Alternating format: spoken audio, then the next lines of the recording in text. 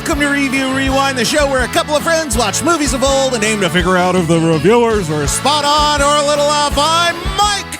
And I'm Tristan. And this week we're talking about dun dun dun dun dun dun dun dun dun dun dun dun. Oh shit! I was gonna do Mission Impossible on accident. I blanked on James Bond. We're watching The Last Crusade. Oh Jesus! How does 007 go? Oh no! Da-na, da-na, There it da-na, da-da-da, da-da-da. I remember the Nintendo 64 like smooth jazz. Oh yeah. Like electronica version. It's like Yeah, when you paused and you like brought up the watch and then it was the dun dun dun dun dun dun dun dun dun dun dun dun dun. Anyway, hi Tristan. Hey Mike. How you doing? I'm doing all right. You feeling better? Yeah, I think my bright spot is that I'm feeling better. Hey, I'm glad your bright spot is that you're feeling better. Because I'm glad that you're feeling better. Thanks. You deserve it. Thanks.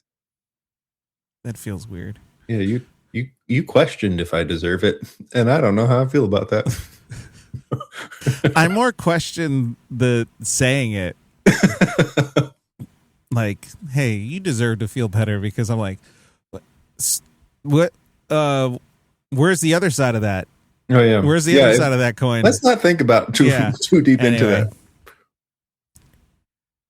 Yeah, what's your bright side? This is a yes and game, sir. Tomorrow I am going on vacation, and it's the first time in a while.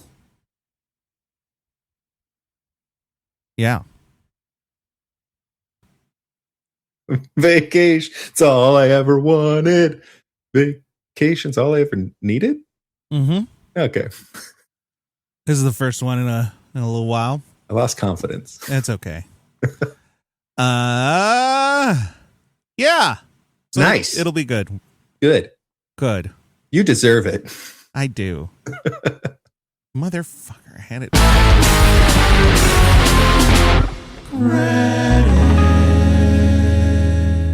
Indiana Jones and the Last Crusade is directed by Steven Spielberg. Screenplay, Jeffrey Boam. Boam. Story by George Lucas, Menno, Meyjes. Or Meyjes. Let my Spanish side get in there a little. Based on characters by George Lucas and Philip Kaufman. Produced by Robert Watts. Starring Harrison Ford, Denholm, Elliott, Alison, Doody.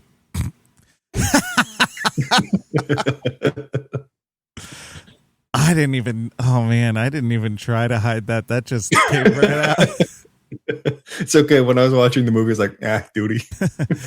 John Rhys-Davies, Julian Glover, Sean Connery, and then just for the sake of saying it, River Phoenix. Yep. All right. Cinematography, Douglas Slocombe. Edited by Michael Kahn. Music by John Williams. Production company, Lucasfilm Ltd. Distributed by Paramount Pictures. Release date, May 24th, 1989. It's a good year, that 89. 89. Runtime, 127 minutes. And country, USA. Hey, I don't normally keep that. I don't know why I did that. Budget, $48 million. Gross in the US, $197 million. Opening weekend, $29 million. Gross worldwide, $474 million. So just about $500 million, which I think this is, at this point in time, I might be full of shit. I think this is the okay, so yes, that's true. I think this is the highest grossing. Yeah, highest grossing Indiana Jones at the time. I don't know. I don't know if that's changed. We haven't done the stuff for the other ones, but as of 1989, highest grossing.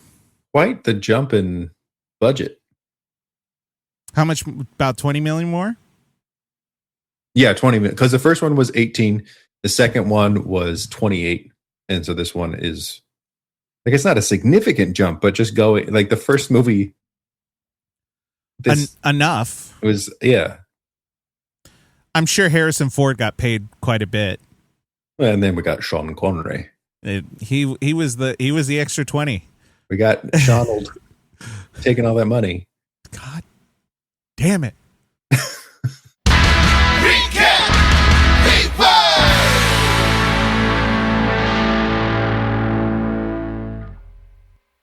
3 years after the Temple of Pooh, and 2 years after the charming Raiders of the Lost Ark, Indy finds himself on a journey to discover the Holy Grail and discovering himself along the way. Indy is sent his father's diary, and on the same day, Indy is made aware by some rich motherfucker named Donovan that Indy's father has disappeared while on the search for the Holy Grail. Indy flies to Venice with his colleague and old friend of his father, Marcus Brody. There, they meet with Dr. Elsa Von Doom. It's mostly because I couldn't remember what her last name was. They go... Is that racist? Schneider. Is that racist? They go into a library based on the clues from Indy's dad's diary, and they discover a tomb where clues lead to the location of the Grail. They are attacked and barely escaping. They find out through interrogation that there is an order of folks protecting the Grail, and they give Indy the location of his father. At their apartment, their rooms are ransacked, looking for Indy's father's diary. Indy and Elsa make their way to Indy's father's location to find him. The great... oh, wait. Sorry. To his father's location, and Indy finds his father, the great Dr. 00 Jones. Henry Jones and Indy make their way out and find a Nazi holding Elsa hostage. Henry says, I used a different document and, like, I can't read it. Henry says she's a Nazi. Indy doesn't believe him and surrenders, only to find out that she is, in fact, in cahoots with the Nazis. I don't know why I have that, like sing-songy kind of thing going on. Right. Indy and Henry are tied up and left alone. Indy has a lighter, which Henry tries to use, but burns himself and ends up dropping it and setting the room ablaze. They scoot into the fireplace and find a secret room where they're able to escape. They use a boat as a decoy, and they drive away on a motorcycle. Action ensues, and they must find Brody, who has the map, but first, they must go to Berlin to get Henry's diary back. They go and sneak into a Nazi rally, and they are able to get the diary, only to run into Hitler, who signs the book, thinking Indy wants an autograph. You know, having a asshole egotistical leader like that assume that people want autographs and like him. Mm-hmm, mm-hmm. That's not relevant. Not at all. They get into a blimp to get out of Berlin, and are able to knock a Nazi overboard and escape. After a while, they must leave the blimp, and they get onto a plane attached to the blimp. They are attacked by 2 Nazi planes, and they crash and are able to outwit and destroy the 2 other planes.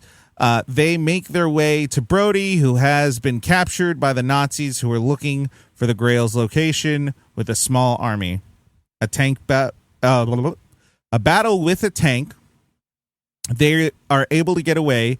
Indy almost dying, and Henry realizing how much he's missed with Indy. They go to the location only to be ambushed by Elsa and Donovan. That's right, Donovan is the bad guy, and it's revealed pretty early in the movie, but it was easier to add it here. Indy is able to go through the 3 trials to find a ghost who tells them to choose wisely. Donovan does not choose wisely, and he dies. Indy chooses correctly and is told that he can drink from the Grail, but the Grail itself cannot leave.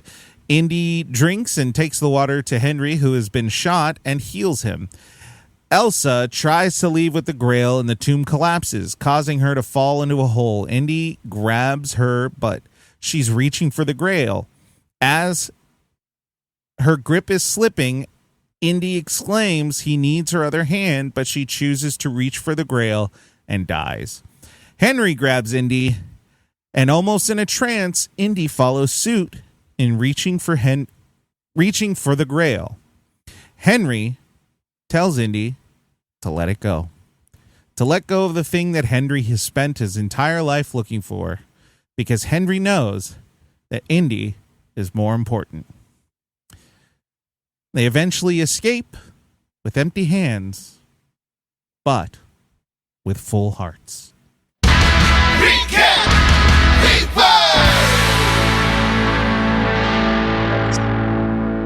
I got the message. You did get the message. That dude wasn't a ghost. That was a real live 700-year-old knight. He's a ghost. Yeah, I mean, he's a ghost. He's a ghost. He's a ghost. He's not alive. I think we can talk about it. I think Indy thinks he's alive. I don't think he thinks he's a ghost.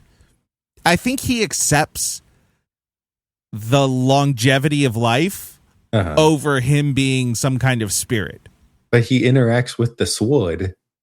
Who cares? Okay. There's no rules. There's rules. No. Okay, then in Raiders of the Lost Ark, there's no rules in dodgeball, but there's there's rules here. No, there's 5. There's 5. Oh no, there's 5. No, there's lots of rules in dodgeball. Haven't you watched the movie? Don't they say there's no what movie? Oh, I don't know. I'm getting things mixed up, I think. Hey, there's only one rule in crusading ghosts. You don't talk about crusading ghosts, okay? Or Fight Club. Now I'm confused about what line I said. There are no rules. What quote did I just mix up? I don't know. The only thing I can think of is there's no crying in football. Baseball. What? There's no crying in baseball. From a league of their own. But there's also that in football, in The Replacements. Ah, is that a reference to? Yeah, cause maybe. I don't know. What does he say? Gene Hackman says it. It's like there's no... Oh, fuck. I fucked it up. There's no crying in football, and then they say something real misogynist, like, that's why girls don't play the game, or something like that. I don't know what you messed up, dude. I don't know what I messed up. For some reason, I thought there's no rules in dodgeball. Hey. There's lots of rules in dodgeball. That's how the climax of the movie happens. That's our quote now. There's no rules in dodgeball. Tristan. Yeah. That got off the rails so fast. We haven't even said anything. We are less than 15 minutes into this, and we have I think the train has fly. Tristan. Yeah. Was the last time you saw this, like you said in the last episode, when you did the the screening of the Watch films? through, yeah. So it's been probably, I think, the last 4 or 5 years is when I watched it.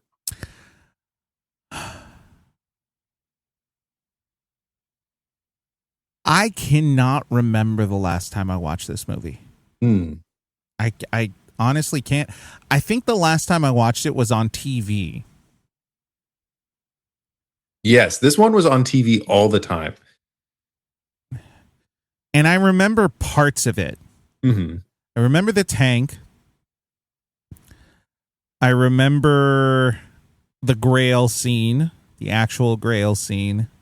Mm-hmm. And I remember the Hitler scene because I feel like there's clips that have used that. Yeah. And I didn't remember anything else at all. I think the scene where they're on the boat chase. There's a James Bond movie that also has a boat chase scene. And like that similar type of boat. Yeah. And I think I get them mixed up in my head of which scene it is both times. Like every time I see it, I'm like, wait, which movie am I watching right now? That's fair. That's very fair. So it's been a while for both of us. Mm-hmm. Upon rewatch, what are we feeling? What are we feeling? This one for me is probably the most recognizable one because, like you said, it's on TV, so it's the one that, like, I think in my mind I remember the most scenes from. So there's that element playing into this one. I think the first one and this one both feel nostalgic, but this one I think has a little extra layer because of how much it was just on. Mm-hmm. It's definitely more enjoyable than the Temple of Doom. And it, like, the jokes actually made me laugh. Yeah. And the adventure makes a lot more sense. Yeah. And so I think overall this was an achievement of goodness. Yes. Agreed. Uh-huh. I think this was a move in the right direction. I still think it was missing that little bit of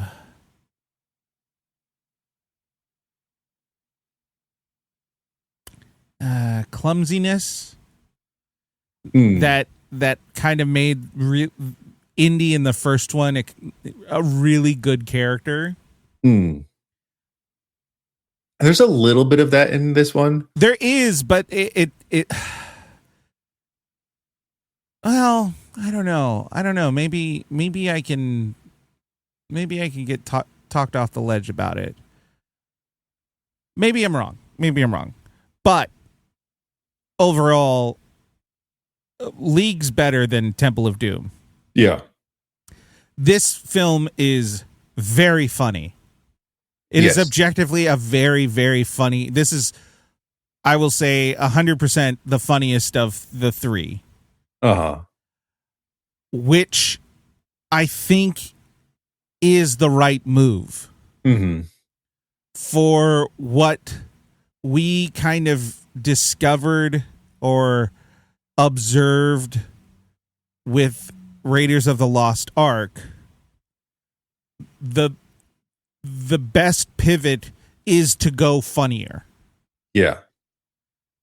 And this one does it swimmingly. Yeah. Definitely. I think kind of how we talked about with the first one, how there's the pre-credits, or not credits, but the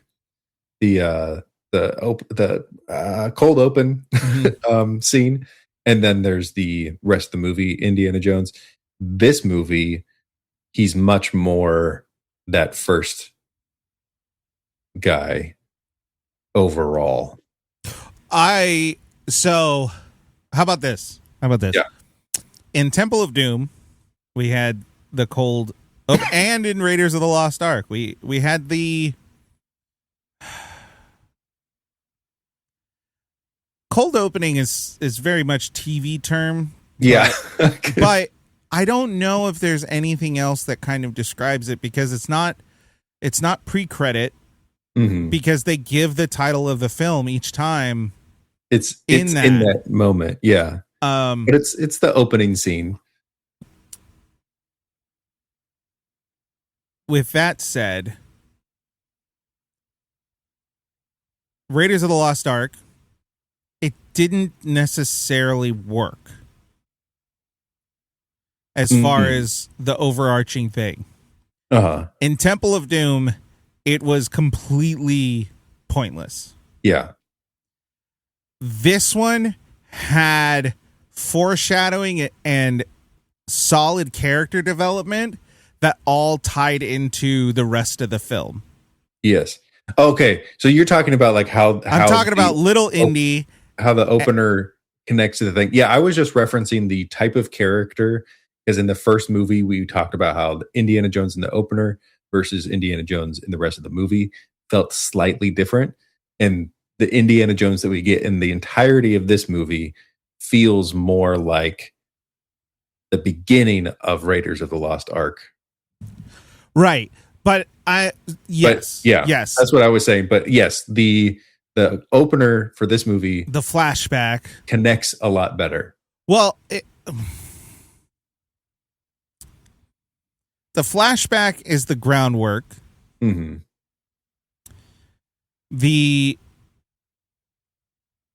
The scene directly after on the boat is the convergence between the flashback and the story that's about to be had. Yes. It's like a mini episode within itself, and it all connects. And it does it in a really solid way. So right out the bat, it starts more solid than the other two, because the intro, we get the backstory of kind of like who Indy is, how he became Indiana Jones, and even the strained relationship between him and his father. Yeah. Then we see him find the artifact that he has been searching for since he was 15, and how that ultimately connects to everything that's happening. Great. Perfect. Because in Raiders of the Lost Ark, the only thing that connects it is that he gets ambushed by Balak. Yeah. Other than that, you could have done that in any other scenario. You could have done that later. It wouldn't have changed it. This one, we understand something very deep and connects all the way to the end of the film. Even though the relic might not connect, the development in character connects all the way to the end. Which that's the important thing. Yeah. There's so much foreshadowing in this movie. Yeah. Like a ton. Good. It's about time. It makes it a little less confusing. Alrighty. So the only person we really need to talk about on their own is Jeffrey Boam, who wrote it. Oh, we should talk. We need to do a little producer's note here. Willie from Temple of Doom was in that movie because she and Spielberg got married right after that movie. Oh, so when you were saying like whoever made this movie really wanted to like see her naked, well, he did, and then made babies. Oh,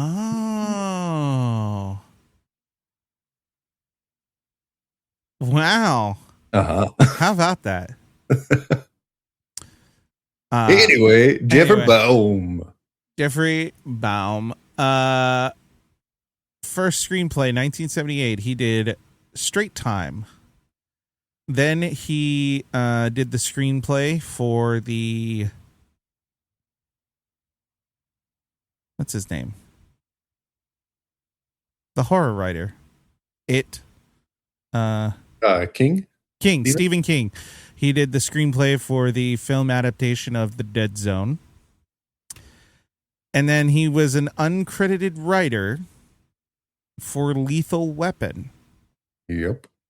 Then he did Inner Space, The Lost Boys, Funny Farm. Then he did Last Crusade. And then he actually got to do the screenplay for Lethal Weapon 2 and 3.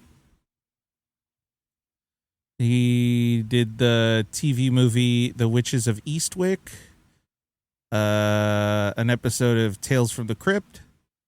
He was the writer and creator of The Adventures of Briscoe County Jr. Yeah. That's great.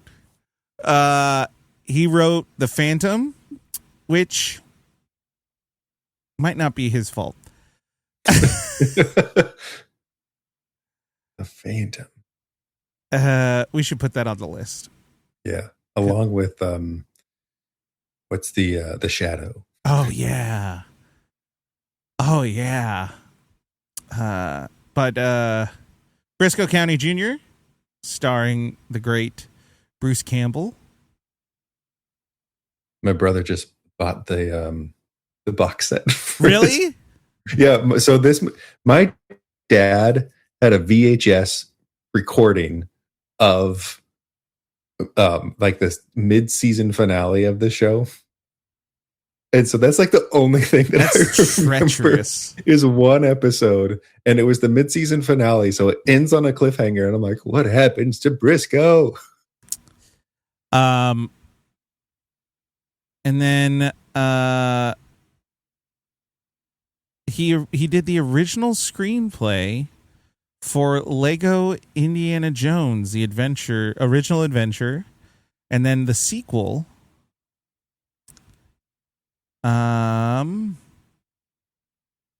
But sadly, he passed away in 2000 at the age of 53. So, all in all, not the most prolific career, but a pretty solid career. Yeah, very interesting one. Looking at most of them, I would say his properties or the projects he works on, they average probably 7.5. Like he's got a decent amount of really well liked films. So yeah, good for him. Yeah, and I was just looking at the Menno, Meyjes, from the Netherlands. He's not as impressive of a. Well, it looks like he's worked. Like probably the one thing that stands out the most is that he did The Color Purple. Yeah. Well, and he did some writing on Empire of the Sun. Yeah. But then, yeah, you're right. Not much else. Interesting. Well, he just developed the story with George Lucas, so yeah, not necessarily the writing. So I do want to say with Jeffrey, for the most part, the dialogue is fantastic. Mm-hmm. It is by far the best dialogue. Everything kind of makes sense. Most of the characters, there's a through line with them. And yeah, dialogue's great. The jokes are very funny. Mm-hmm. They do kind of lean into the absurdity of it all. And it works. Mm-hmm. It works really well. Yeah. There's a lot of setups. There's a lot of scene setups that then cut to a different scene punchline. Right. Which is like fun. Yeah. I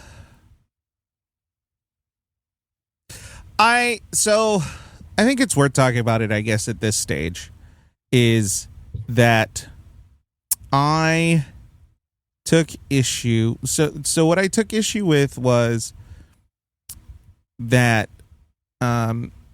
Indy with Elsa, yeah, he like forces a kiss onto her. Uh-huh.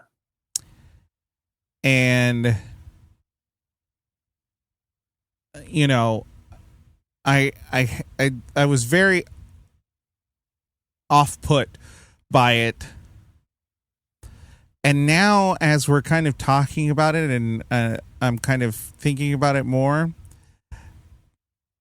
I actually think it's not good, but I actually think it's a functional character move on Indy. Mm. In that that's not who he is. Mm. I think he's just kind of putting on an act because he's actually like swooning for this woman. Mm.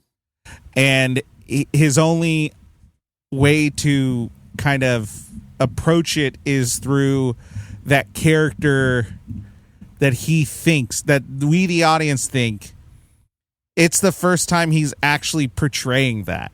But it's not real.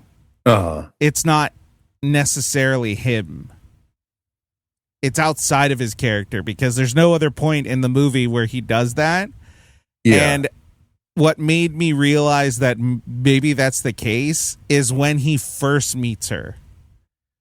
Because he's throwing out all the like poetry and flirting like hell.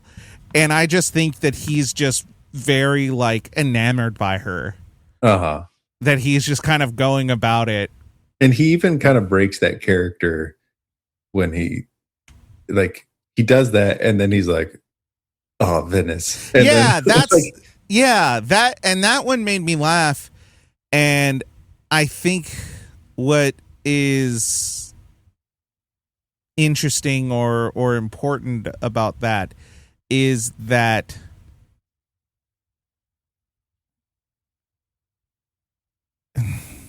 it's also a joke within the joke. What do you mean? Because when they climb out of the sewer, he also says the same thing. And then he says that line again later when he like actually means it. But it's just kind of this like juxtaposition of he climbs out of the sewer and goes, Venice. Right. And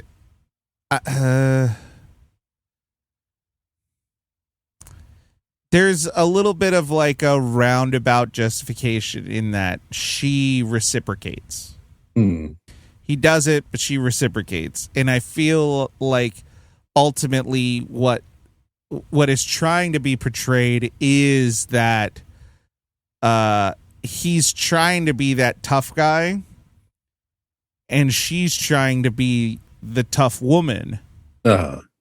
And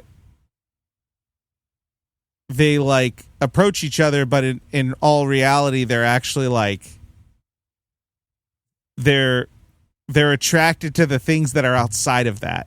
But they lucked out in that both of them are mutually attracted to each other. Yeah. You know, it could have been written better, whatever it is, but I don't see that in the same way that I saw the stuff he was doing in Temple of Doom. Yeah. The the relationship or the sexual tension makes sense in this film. Mm-hmm. They right out the bat, they're both attracted to each other. Mm-hmm. He shows his prowess with the archaeology and the history and everything, and that is very attractive to Elsa. Yeah. But then she's also trying to play him. Mm-hmm. So, you know. Yeah, I think the one thing that I slightly disagree with is I don't think they did a good job connecting that her feelings were real for her to continue to act towards him the way she does for the rest of the movie. Yes, that's fair. That's very fair. I think it makes sense for that to happen because we do have the scene of her like crying during the book burning and everything. And so we understand that like she is stuck in this, but she doesn't agree with everything that's happening. Right. Like there is still a part of her who is an intellectual, who appreciates like art and creation, and it's being destroyed right in front of her. So she doesn't do that. And so there is that actual connection between the intellect of Indiana Jones and her. Mm-hmm. But I don't think they do a good job of also making that connection of like, not only is she heartbroken about the books being burned, but there's a line that she says, and they have this moment, but like, I didn't really buy into her legitimately having feelings for him after the betrayal.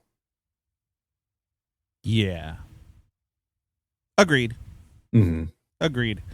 That could have been done better. Yeah. Yeah, agreed.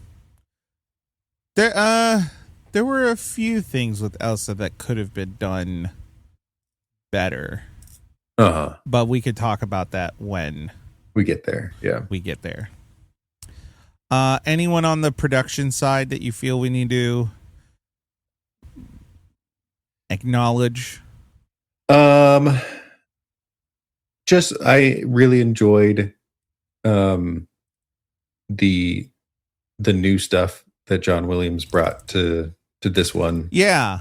The very Arthurian sound of the old English kind of medieval music. I did enjoy that addition to the indie theme throughout. Yeah. Mm-hmm. Yeah, agreed. I thought the music really worked. Again, very functionally, very appropriate. I will say before we jump into like characters and stuff, we're not there yet. But go ahead. We're not there yet? No. What were we jumping into next? We're just going to talk about, like, we already talked about the careers of all the people, but we still have to talk okay, about... so nobody in particular. Okay. Yeah. Do your thing. With that being said... This is an off-air meeting. I don't know what's happening here. So, visuals. Let us talk about... Before we talk about visual effects, let's go ahead and just talk about... Because I assume... that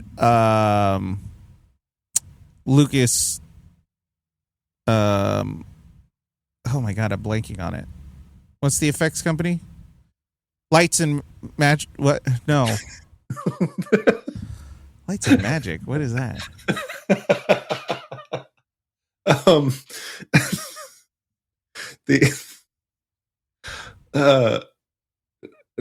Why? How come every time you ask me a question today, I'm like, I don't know what you're talking about, man.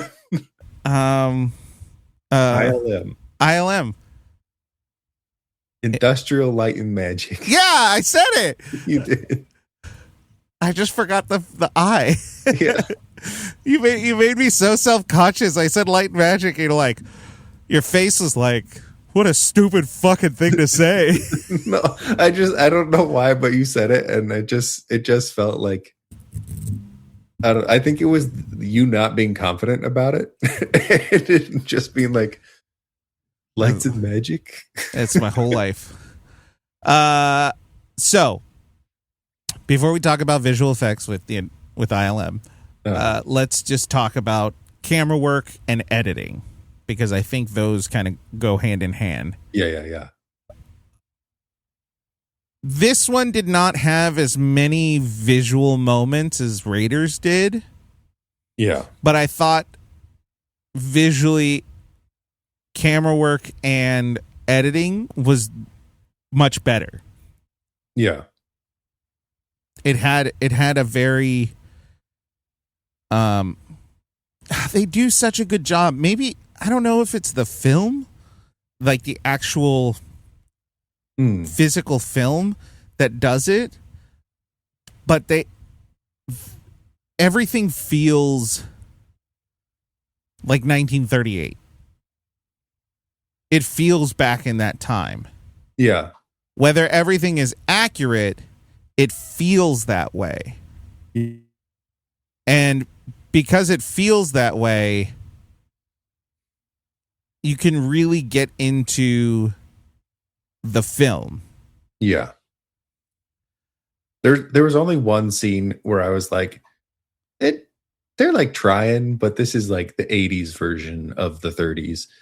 And that's when they are in the penthouse of Donovan.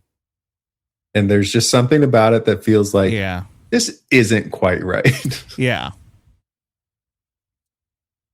Yeah, you're right. I just saw it. It's the curtains. It's the curtains. Yeah. They have a rounded room and has these big window, big curtains, and I think, sorry, the preview's playing on my screen. Let's see if I can back it up to that room, because and this is similar. I meant to mention it last time, but we didn't get to it. Of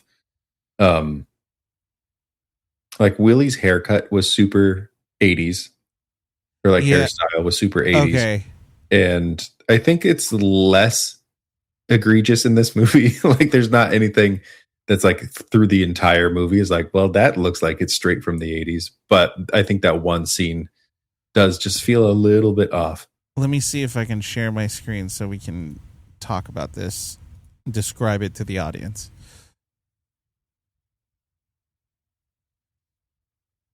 Alrighty. So, Donovan's penthouse, what we have is a living room area, and it is very round. Mm-hmm. And there are windows that go in a half circle around, and then there's a curtain that goes across. There are 3 single soft chairs that are all upholstered, but it's almost like fuzzy. Yeah, and the arms are like really short. Yeah, and I want to see if we can get into that room a little more, because there's one thing, and I think if we spot it, I don't know if we're going to get the photo I want. Yeah, but if we spot it, then I think your assessment is correct, very correct kind of thing. Yeah, I would say if that scene was supposed to be taking place in a James Bond movie in the 70s, yeah, I'd be totally on board. No questions asked. Yes. Oh, I don't think there's a good picture of it. Here we go.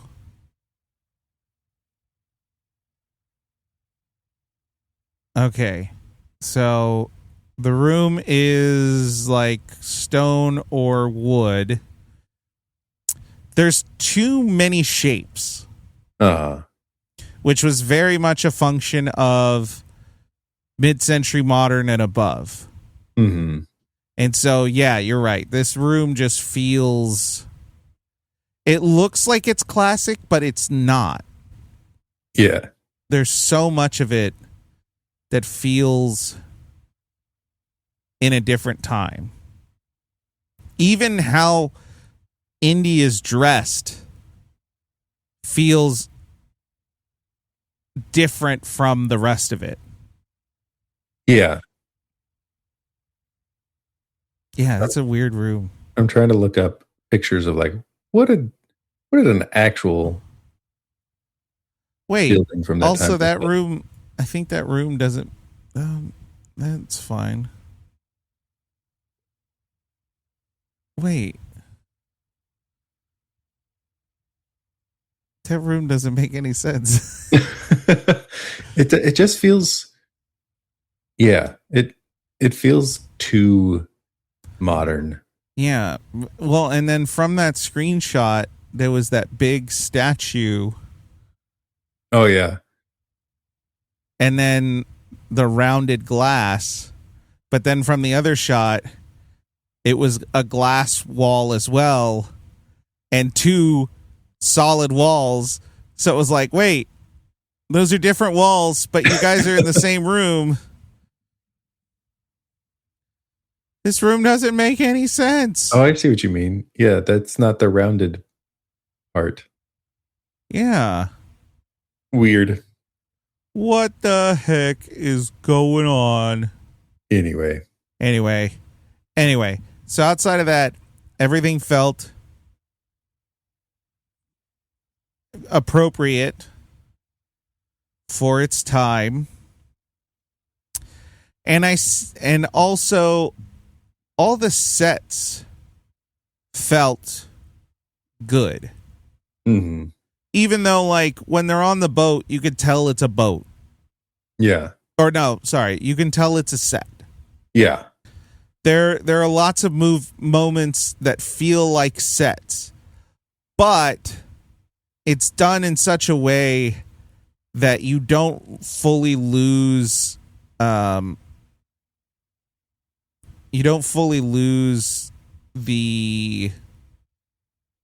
mystique of it. Like, your suspension of disbelief isn't pulled out. Right. Yeah, see, there's that window right there. What is this room? And then look right here. Where'd you find those pictures? They're all on the. Yeah, I just didn't see half of them. It's just a different angle of the room. I don't know. It doesn't matter. We don't need to get stuck on a room. I'm stuck on it. And I'm on this point about, like, everything feels appropriate for its time because so much in Temple of Doom feels so fake. Mm-hmm. And you really never get a good grasp on time. Yeah. Because it's all so fantastical, not only because it's a different culture, but because they're taking it to extremes within that culture. Mm-hmm. And so the sets never feel like, you never feel like you're in a mansion. You never feel like you're in a room per se. It all feels like a set. Yeah. This one, you feel like you're in these places. Even the caves, like, you feel like you're in a cave. Yeah.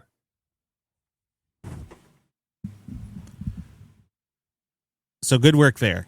Yeah. All right. ILM. For the time, it's pretty good. Mm-hmm. Has it aged well? Not necessarily. Yeah, there's a couple of rough edges. Yeah. But not so much that it fully takes you out. No, I feel like it's appropriately done. Mm-hmm. I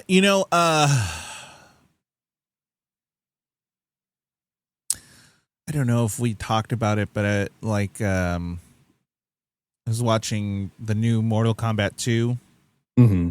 and the CGI in that, you can tell it's fake, right. You know? But there's a way to do it where it's fake, but it doesn't impact the story. Mm-hmm. This feels the same. Yeah. They did the did the blades for one of the trials. Yeah.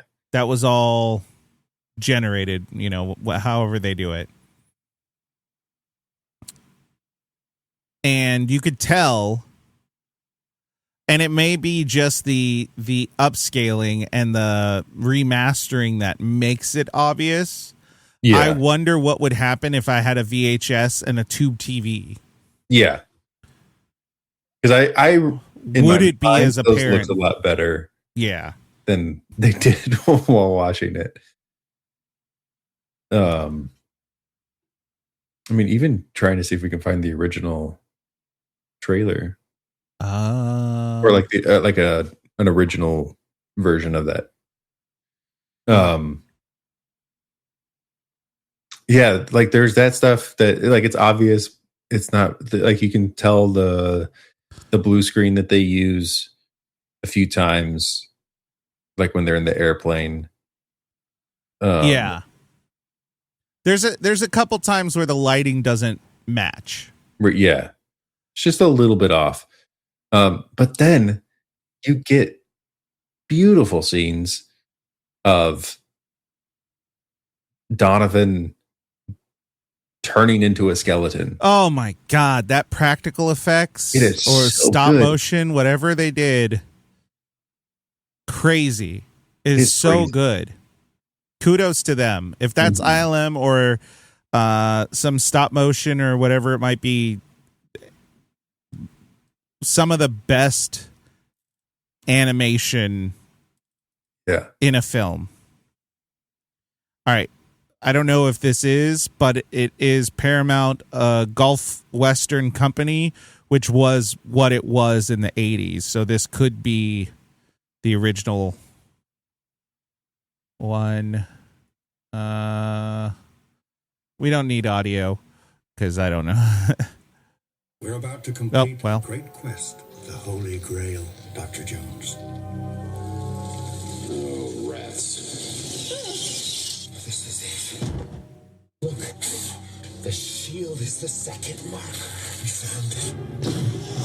Indiana Jones is on the quest of a lifetime. Okay, this is the original because it has that voice. It has the voice. God, trailers were so cool back then. All right, continuing. But for some adventures, one Jones is not enough. Dad?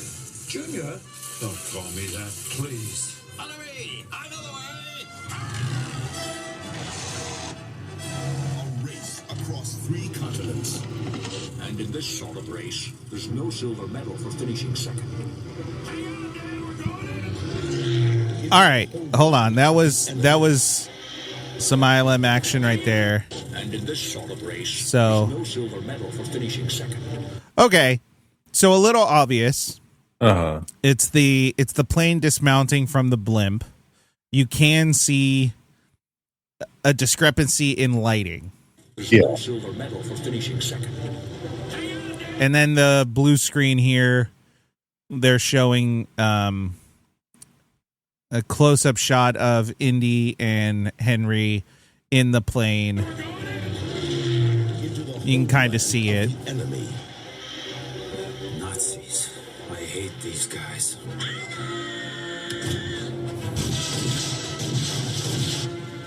Our situation has not improved. That made me laugh out loud so bad. Sorry, everyone. For the Holy Grail. How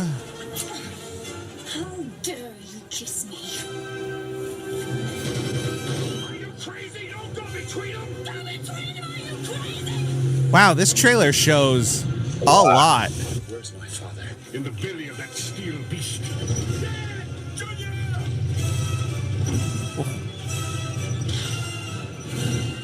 You call this archaeology? Explosion. Quest for the Grail is not archaeology. It's a race against evil. Germany has declared war on the Jones boys. Those people are trying to kill us. I know, Dad. Were those sound effects added just for the trailer? Because that's not what the sound was in the film. Probably, yeah. It's a new experience for me. Happens to me all the time. Indiana Jones and the Last Crusade have the adventure. Okay, they didn't show. No. They didn't show. But I mean, I think this does show that there is it's still noticeable, but it blends a lot better. Yeah, the film grain hides a lot. Mm-hmm. And that would be HD remaster. You It's lose. just way more apparent. Yeah. Yeah. But all in all, pretty good. Some of it was done. Here's what I like. Some of it was done for humor's sake. Uh-huh. And that made it worth it. Uh-huh. Where it doesn't matter if it's good or not, it makes it worth it. So when the one Nazi is falling in the tank, it's very obvious that it's, I don't want to say CGI, whatever, visual effects. It's a visual effect. Yeah. But it's done quick and humorously that it doesn't matter that it's obvious. Yeah. So good on them for that. The practical effects and the choreography on some of the fights, much better than previous ones. Yep. Yep. Yeah, good all around. Yeah. I think they did a better job. And I think there were less, because there's a couple of things in Temple of Doom that we were like, that one wasn't as good. Yeah. And I think they did a lot better overall in this one. All the action is appropriate and fun. Yeah. There's no scene in this movie where I go, we could have done without that. Which is huge upgrade. Yeah. I have one problem. This is with do I bring this up? It's not with the effect that happens. It's with the scene that happens with the effect. So there were a couple of times, like you were saying, some of the visuals like were part of the joke or part of the humor. Right. There were a couple of times where they did a thing where it was like, they are just doing this for the humor. And it doesn't make logical sense of like, why did the airplane fly into the tunnel kind of thing? Yeah. It's like, okay, we really just set this up for the visual gag when it doesn't make sense. And so sometimes that happened for the visual effects that were happening, but they were done well. It's just more of a, that doesn't really make sense, but it's funny. To me, it does make sense. That scene makes sense because it was around a corner. It's true. The plane is going way too fast. And so his only move that wouldn't kill him instantly would be to go down the tunnel. That's true. I didn't consider the fact that like, because it's edited together so quickly. It's just like that dude just flew into a tunnel for no reason. I actually had that thought as well of why is this idiot flying into a tunnel? And then I realized that the car made a sharp turn, so the plane would have had to make the same sharp turn. I think I got more questions was, would it be physically possible for him to actually even make that turn? Because he would have been going too fast. Or would it have been physically possible for the plane to pass the car inside? Yes. Like, I do think so. Was it wide enough for that? Yeah.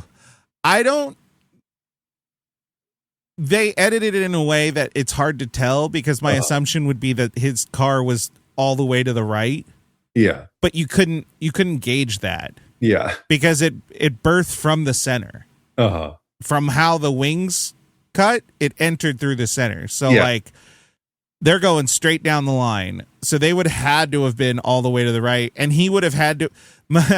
The joke is hard pressed because it makes it seem as though Indy and Henry are unaware. Uh-huh. But you would have heard it. Yeah. And they just kind of look over and they're like, huh? It's a funny moment. It's funny. It works. It works. Ultimately, It's like, it's just we're beating it up. yeah. We don't need to beat it up. It's just more of like, hey, sometimes they definitely do a joke for the joke, even though it doesn't fully make sense why. I'm fine with it. I'm fine Yeah. with it. Alrighty. Music is great. Visual effects. Some didn't age well, but all in all, for the film, it's very appropriate and it works. It still tells the story. Direction and editing is still great. Pacing is fantastic.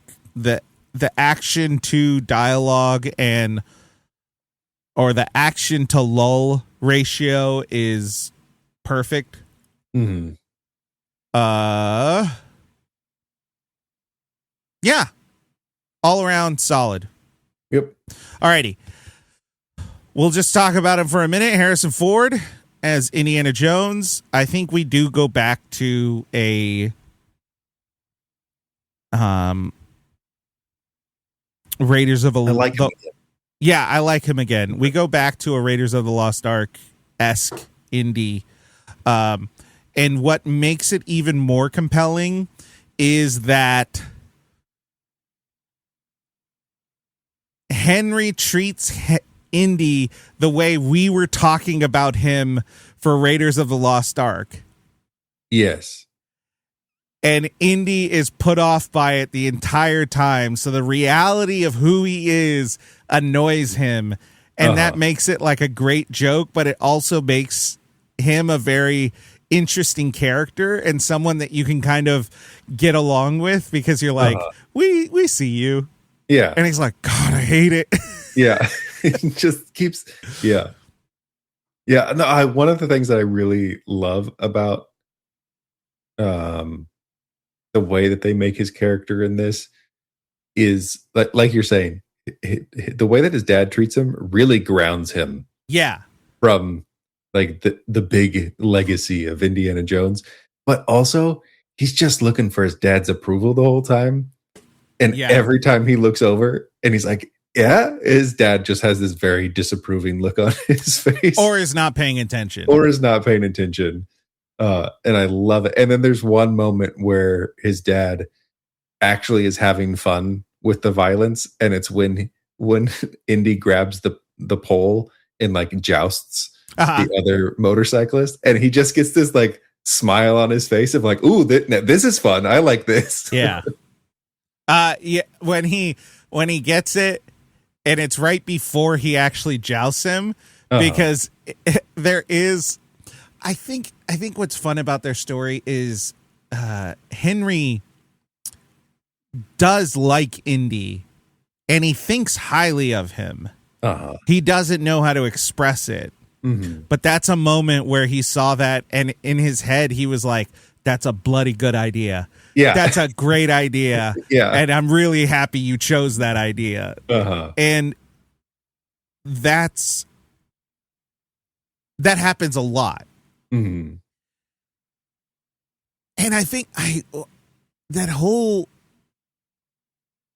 so let's talk about Sean Connery too. So Sean Connery comes in, his personal stuff aside, seems like a piece of shit.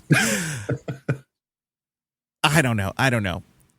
He is goddamn charming. Mm-hmm. He's so charming. And he plays that slightly aloof genius so well. Like he's I don't know how to describe it. He is 100% 100% his own expert. He is the expert, and everything he does in the film shows him to be that expert.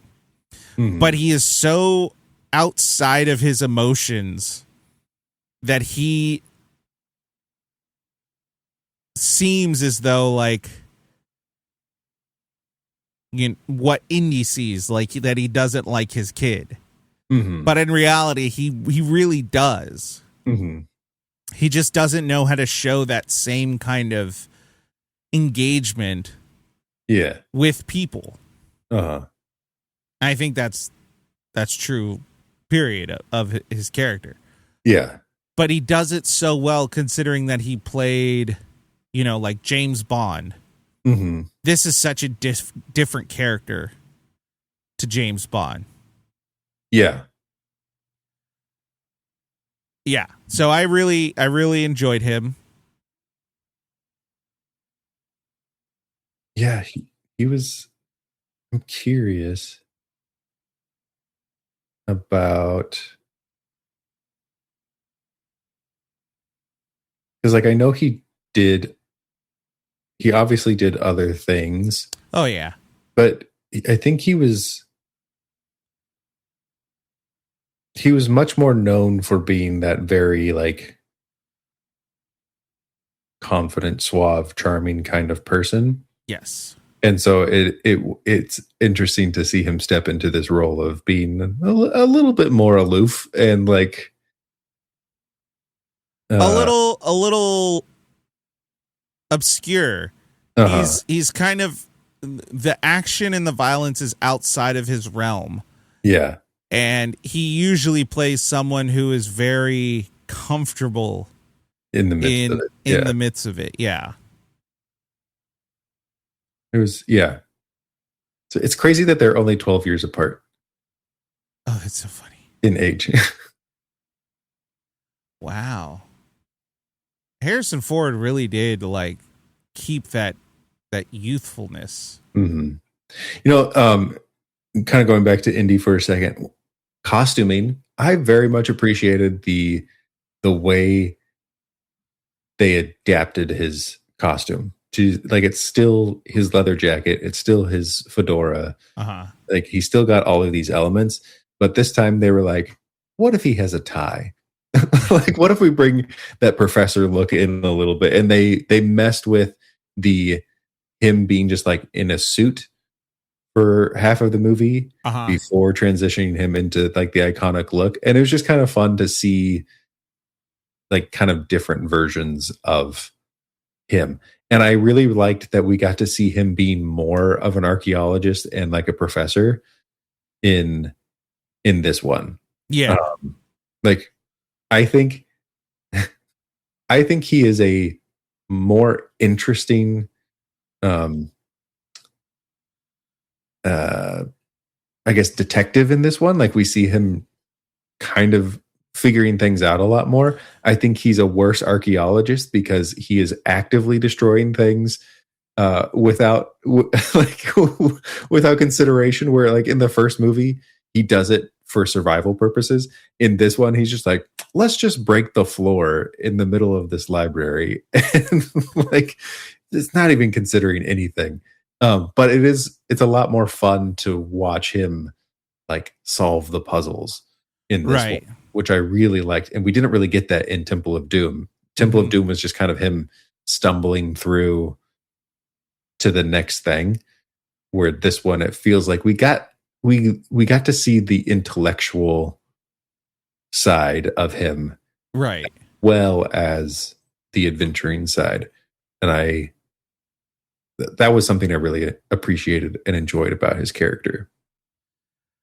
I think that's where Indiana Jones has to sit, where he is a good archaeologist in that he is an utmost expert. And we now learn from character development that a lot of that was the discipline and the education that his father brought him. Yeah. And him kind of internalizing that as disapproval, Uh-huh. and then him working to become an expert in everything to gain that approval from his father. Yeah. But he's also smart. Yeah. Like he's genuinely a smart person. Mm-hmm. And that's what some of the other films were lacking. Mm-hmm. Where he seems to be a well-rounded professor kind of person, but he just kind of like stumbles into everything. Mm-hmm. This one, even though he's kind of playing it by ear the whole time, he's never really like developing an entire plan. Mm-hmm. He is still playing it by ear. He has a clear line of intelligence behind it. Mm-hmm. And that's something that the other films were lacking in. Mm-hmm. This is the first film, even though there was a little bit of that in each film where he can just recite the information. Right. This was, he can put the pieces together. Yeah. And maybe that was happening in the other films. It felt more obvious Mm-hmm. in this. Yeah. I think it feels especially more obvious in this, coming straight from Temple of Doom, where it's like it felt a lot less in that one. Yeah. A lot less.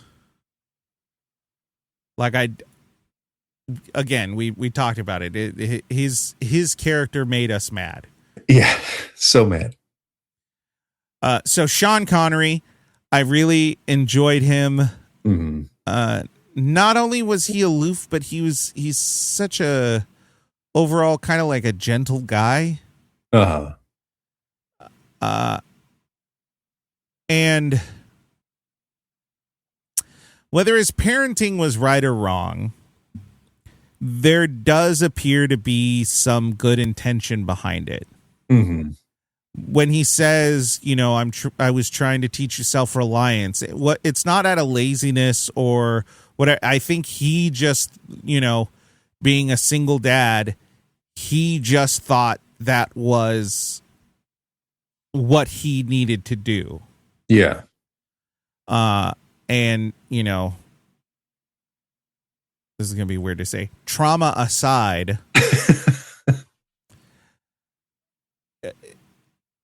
he seems like a good guy. Mm-hmm. And I never really get a point where he doesn't seem like a good guy. Yeah. It's like he made decisions that were like, yeah, he could have made better decisions, but he wasn't. Yeah, he wasn't a bad. His moves were logical. Uh-huh. And logical doesn't necessarily mean the most empathetic or the most emotionally appropriate, but they make sense. Yeah. His self-reliance thing, it makes sense. Even with them not talking for 20 years. Essentially, his point was, you left. Yeah. That was your choice. I'm not going to force you to essentially I'm not going to force you to change your mind. Mm-hmm. You made a choice and I supported your choice. Yeah. And I know that Indy would look at that as like, well, you're just showing you never cared. Why didn't you pursue me? And it was like, because you chose to leave. Right. I get it. Logically, I get it. Would I do it? No, I wouldn't. But fuck, it makes sense. Right. I do like the line, you left when you got interesting. Yeah. You just started getting interesting and you left. What do you want? Yeah. But I actually really love that scene because I feel like it's a scene that not many movies do. Mm-hmm. where they're arguing, and Indy is expressing that, you know, that Henry loved his archaeology or his history more than Indy. And Henry goes, okay, let's talk. Ask me anything. What do you want to know? And Indy's like, I have nothing to ask. And that is a great moment, because sometimes, and I say this from experience, sometimes within our anger and within our own trauma processing,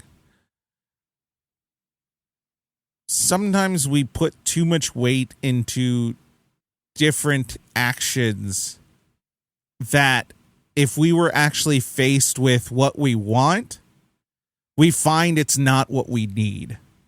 Yeah. And so in this instance, Indy's finding, oh, I didn't need that dad that all the other kids had, or that dad that talked to me. I just needed someone to be a part of these passions that I have. Mm-hmm. And that I can be a part of his passions. Because one of the things that was really nice about Henry is inviting him in. Mm-hmm. He's like, hey, let's look at this. Let's get to work on this. Yeah. I want you to be a part of this. And it's not because Henry is so desperate to find the Grail, but more so this is his thing. Yeah. And he wants Indy to be a part of it. Mm-hmm. Junior. You know, he wants Indy to be a part of it. Sorry. And I don't know if I've seen a film do that or do that well. Mm-hmm. And there's also an element of like, it's not necessarily the Indy has been feeling this whole time of like, you never talked to me. Like, why didn't we ever talk? And then he's like, well, let's talk right now. And it's like what you said. But there's also an element of like, that's the thing that he got stuck on, because he's like, you never spoke to me. So like, I just wanted to talk to you when I wanted to talk to you. And it's not necessarily that he has a million things that he wants to talk about. It's just like, he didn't talk when the time was there to talk. And now that he's put in this position of like, well, say the things that you want to say. And he's like, I have nothing right now. Like right now is not the time for like, I don't have a question for you right now, Dad, but I wish you were there when I did have the questions, or like, right. That kind of thing. And so it's just a really, I agree with you of like, you don't often get that kind of interaction, and you don't often get one where it feels like you understand both sides. Right. And this one, he was like, I don't personally agree with it, but like, I understand right why he made that decision. That's the hard part of it is I wouldn't do that. No, that's crazy. Yeah. But within this story, within this world, it built Indy to be Indy. Yeah. And so there is some positive in that. Like putting too much tea out.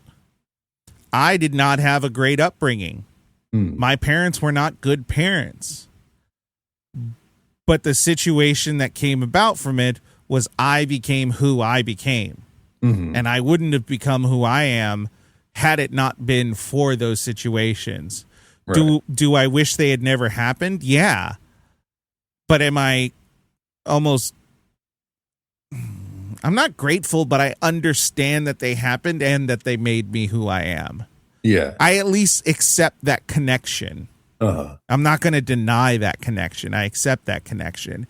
And right. I think that's where I connect with this story of, you know, not everything my parents did was good, but I also know that they did have some good intentions in some of the stuff they did, and that I can see and appreciate, but also I gauge it and go, well, I know what not to do. Yeah. And I suck at it. Like, my kids are so nice. My kids are so nice, but in my head, I'm like, man, I'm so mean to them. Oh God, can I not be mean to them?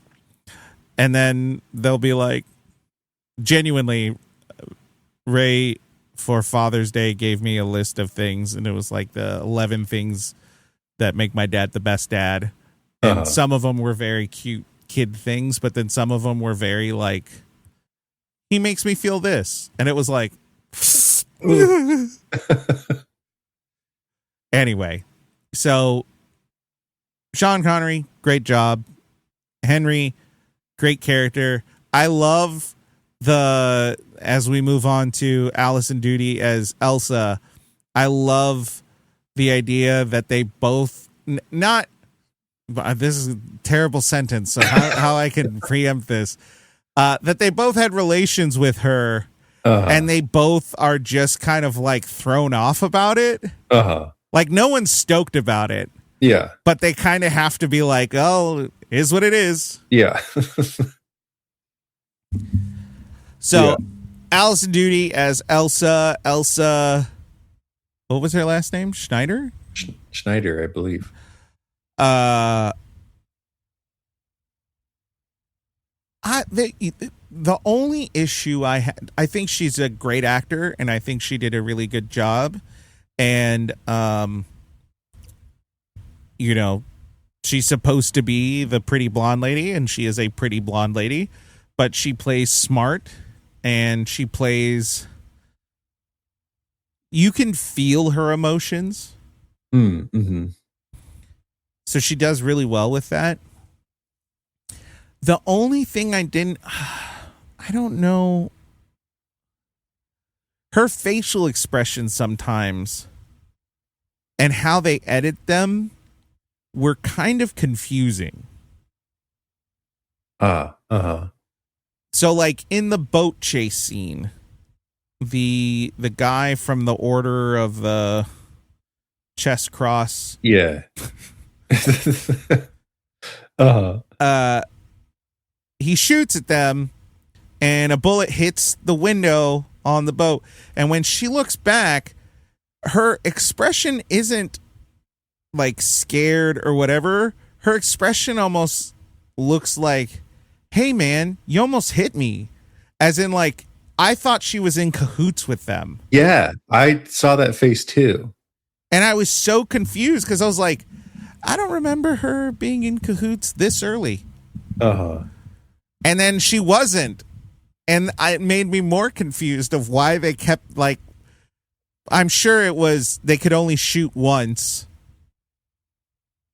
Because it felt like that was actually filmed in Venice. Yeah. But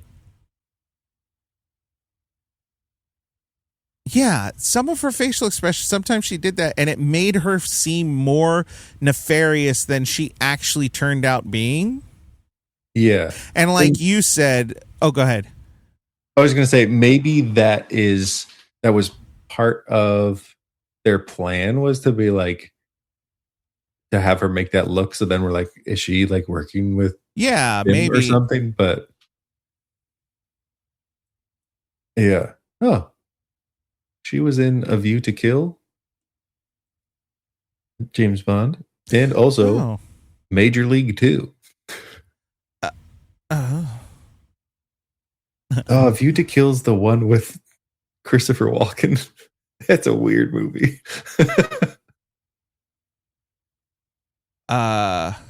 Anyway. What? She's in a Bollywood action flick. I don't know if it's Bollywood. I don't the RRR. Yeah, what constitutes, I know this is not the right question for this movie. What constitutes Telugu? Is that what that is? There are... Oh, it's in the language. Yeah. There are, I think, at least two main avenues of Indian film. Because Bollywood is like musical, right? What? Isn't Bollywood like musical? I think it technically is that. Yeah, it is Indian. Okay, but Oh. there's this thing of Indian action films Yeah. where they take on a very to the neighboring regions a very Asian aesthetic to how they're made. And I bring this up because Alison Doody is in an Indian action film. They got these fucking like superheroes. Like everyone is a superhero. But my favorite part of it is like their superheroes just look like, to me in my head, like just a normal dude. Yeah. Like chubby cheeks, beard. Uh-huh. They're buff, but I'm just like, yeah, that's a normal looking guy. That's an everyday guy. Anyway, We got real. What were we saying? so she's in an Indian film. I was trying to figure out what it is that like constitutes. Yeah, I was trying to Bollywood. remember where we got how we ended up getting here. So there's Bollywood, which is typically Hindi. There's Oh, Tollywood, which is Telugu. that's what this is. So what was that? Yeah. Tollywood? Tollywood, Tollywood. according to this thing that I'm reading. Got it. Yes, that film was in Telugu. Uh-huh. If that's how you pronounce it. Telugu. Yeah, Yeah. and there's a couple of other different Yeah. film industries within India. It's okay. We're idiots. We're American idiots. Like Hey, because my daughter started Taekwondo, and then I was talking about martial arts, and she's like, "What's the difference?" And I was like, "I don't know." martial arts is all of them. Martial arts is all of them. Taekwondo, Korean. Uh-huh. Karate, Japanese. Mm-hmm. And then different regions have different things, but karate is like strikes, like what was it, like coordinated strikes. Mm. And then taekwondo has a lot of jumps and like kicks and stuff like that. That's what this resource said. I don't know shit. Anyway, A View to Kill, that was her first film That was her first film. in 1985. Crazy. So she had only started acting like 2 years before, or no, 4 years before. Yeah. You're right. That is the one with Christopher when he's blonde. Uh-huh. It had Grace Jones too. Mm-hmm. Is Mayday.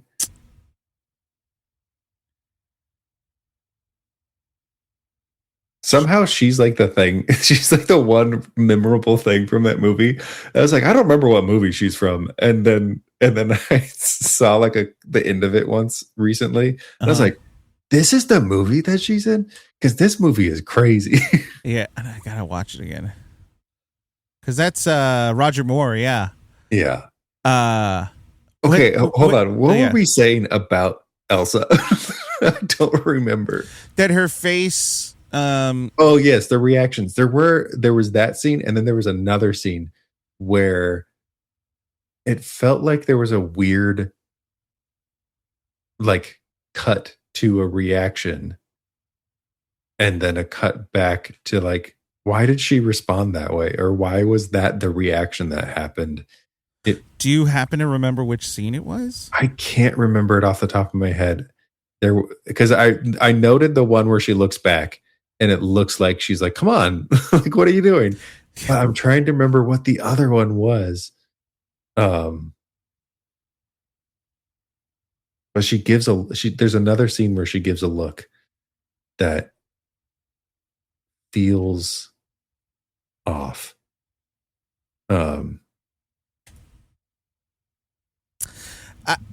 I can't remember. The biggest thing about Elsa that like bugs me and makes her, you know, like a deplorable character is one, fuck Nazis. There seems to be a rise of them. So I want it to be known that this podcast's official opinion is fuck Nazis. They're the worst, and there should never be any kind of wiggle room there. But on that point, but on that point, when you have people who are true believers that are just racist, evil people, the Nazis, that's like one version of evil. And I don't know if on the spectrum it's worse or not, but she and Donovan are these people who they don't hate, but they care so little about life that they're willing to work with these people who hate. Yeah. You know what I mean? Like there's this weird, it's not, I feel like I'm trying to soften the blow, but there's these horrific people who are willing to use other folks' hate to reach their own goals. And even though they don't believe it, they don't care about the outcome. That feels worse to me. Yeah. And it's even slightly different from Bollock, because Bollock was using them, but it was more of like he was using the resources so that he could find the Ark, but he wasn't wanting to do it for like malicious intent in any way. Right. He was just like, I'm going to do I want to be the guy who finds the Ark. Like that was his motive. There was a clear distinction between him and the Nazi party. Yes. There's a clear distinction between the two. Here, she is fully embedded with them. Yeah. To the point where Henry isn't wrong when he says she's a Nazi. Yeah. And Donovan is closer to Bollock, but I almost feel like he is so much more. He has malicious intent for the purpose of finding the Grail. Yeah, him essentially saying that Hitler can do whatever the hell he wants as long as I live forever. Yeah. That feels worse. Yeah. I don't know why it feels worse, but it feels worse. Right, because for him, he doesn't care what happens to the rest of the world. He wants the power. He understands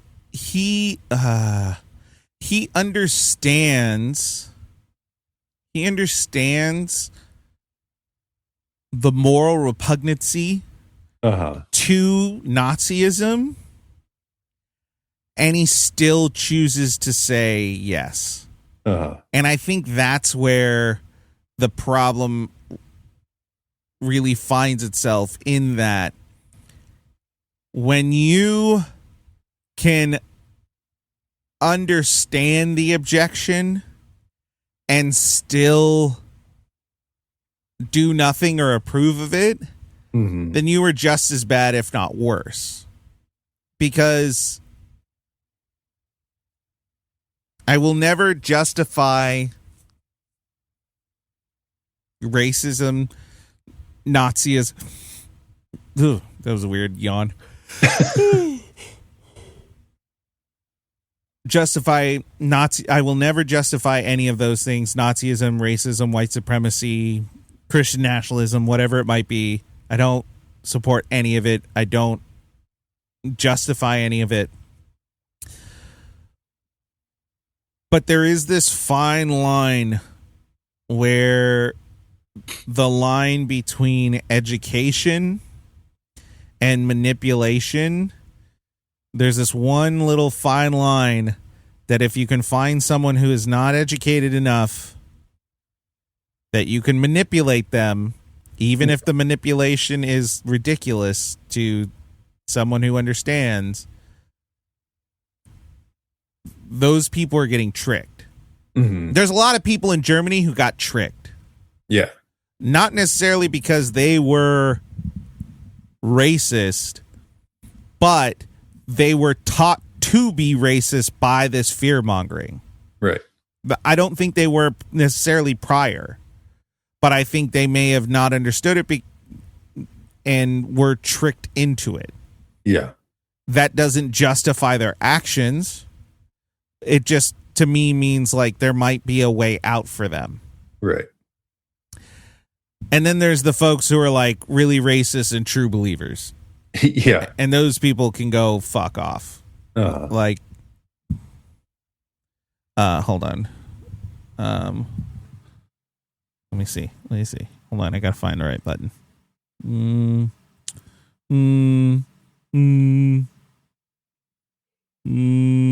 There it is.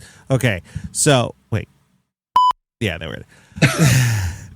So the official opinion of Review Rewind is that if you are ever face to face with a Nazi, you can absolutely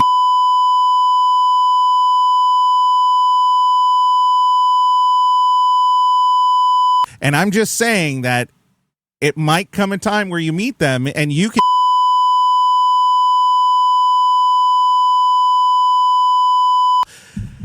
and that is the official opinion of Review Rewind. Seconded.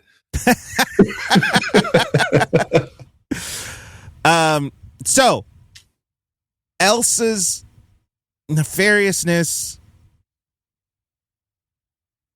gets magnified or exaggerated even because she's so embedded. There's never a point where we fully get that she's not a Nazi. Yeah.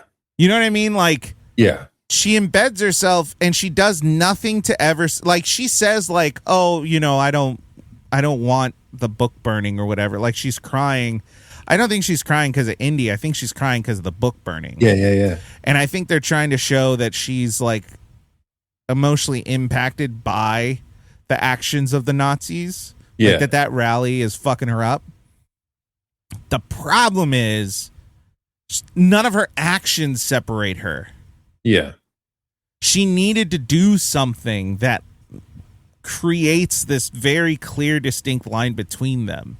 Yeah. So I never believe it. She's just a Nazi. Right. Yeah.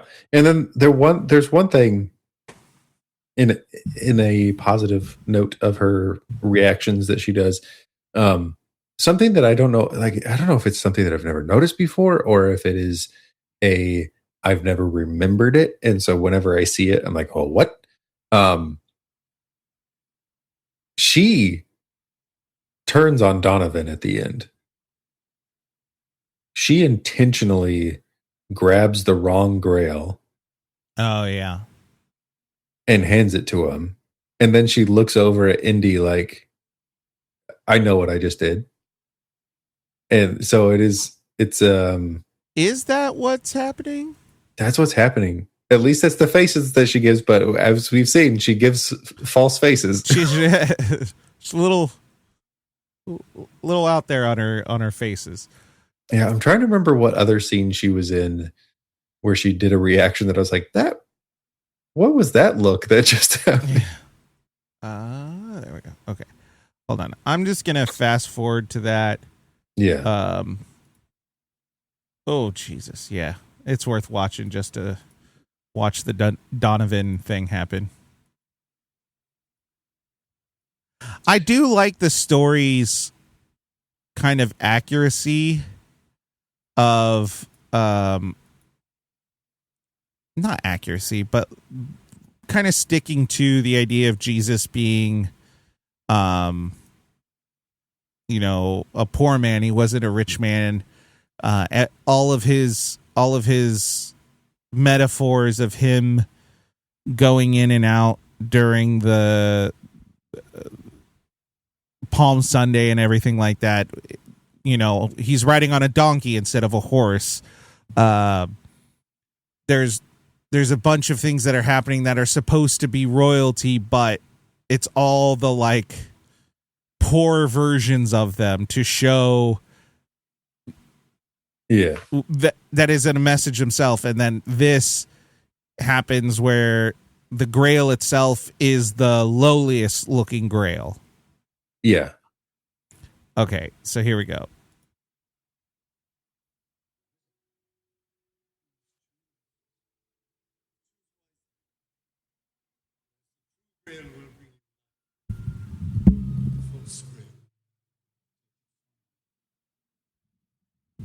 All right, so he's looking for the Grail.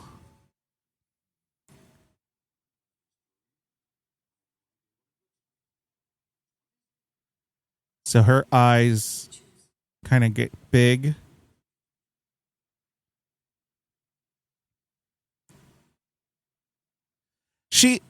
What is that? Because she's not looking at Indy. She's like looking off into the distance. She's not looking at anything.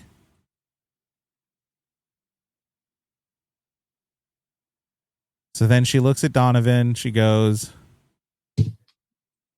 the ghost knight is like, oh, what's happening? All right, here's the look. It's about to happen. Great camera framing. Like, absolutely wonderful. The lighting on this shot is so good. So Donovan takes so everything she's doing is kind of back to camera or back from the camera, and he takes the chalice and he turns to camera, and the lighting just kind of glows onto him, but he has some really dark shadows happening, and it all just works together really, really well. It's a really beautiful shot. Yeah. All right. So she looks, and her smile goes away, but I don't think he takes it like that. Yeah, it's because he looks mad. Yeah, but he's mad at her in like general. all the time. He's mad at her for everything. But do you think he knows that it's the wrong one?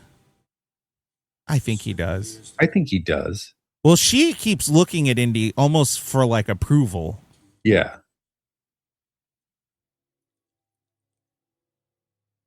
That's the cleanest stagnant water I've ever seen. It's the Lord's water. Okay. We're just still watching this because what's about to happen. It's so good. But yeah, like oh, go ahead. Yeah, I was just going to say, she does the look over and then she's like looking at him. But I think before, when I'd seen this, it always felt like she has the intention of like, oh, I'm going to choose the right one for you. But this time it felt like she was purposely. And I will say, I definitely didn't get that. I didn't get I'm going to choose the right one for you. But there is pondering occurring as she's coming up with this. Like, she's coming up with a plan. Yeah, she's weighing the options. I just don't know if it is, all right, I'm going to kill Donovan. Yeah. And note on the editing, too. This is edited really well. So he sips the water. Music is getting mysterious. Some diminished chords. Oh, there you go. You're right. She has that little smirk on her face. Yep. She knows. So she did it on purpose. Now the makeup has already changed. He's already starting to get makeup where it looks like his face is starting to drain. And then the next shot, all the color's gone. Like, it happens so quickly that the shots leading up to it build up to where it all makes sense time-wise. Yeah. Even his hands. Okay, so his hair extends. And here we go.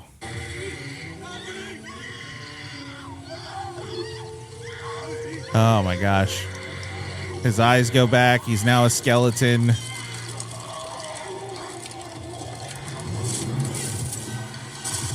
What a way to die. Yeah. Like the amount of change that you see from him, like his face shrinking into the, like his skin basically disappearing into the skeleton form. The eyes is really it's like one, like there's a couple of shots that get you there, but then there's just one take where it all happens.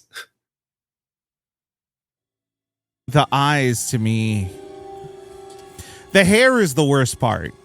Yeah. But it's pretty impressive that they were able to do it. Nice to know that the Grail also disintegrates clothes. Huh? Nice to know that that Grail also, or the false Grail, disintegrates clothes. Yeah, as it should. The eyes, God, it's so gross. Back and the eyes just kind of like they disappear into his skull, and they do. I think it all happens in like a second.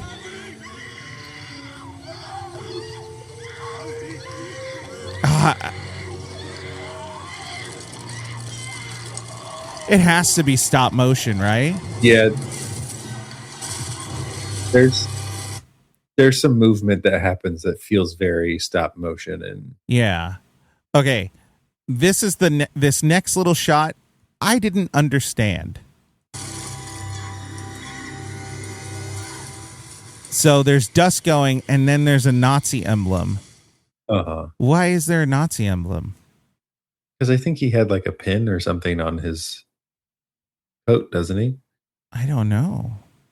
But didn't he basically say, like, I don't give a shit about the Nazis? Yeah. So why are we artistically showing a Nazi emblem? Because, you know, maybe that's the outcome of the Nazis? Maybe.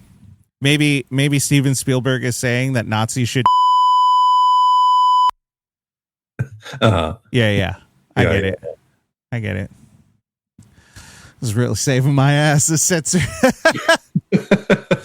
Alrighty. So, outside of those couple moments, Elsa is a really interesting character.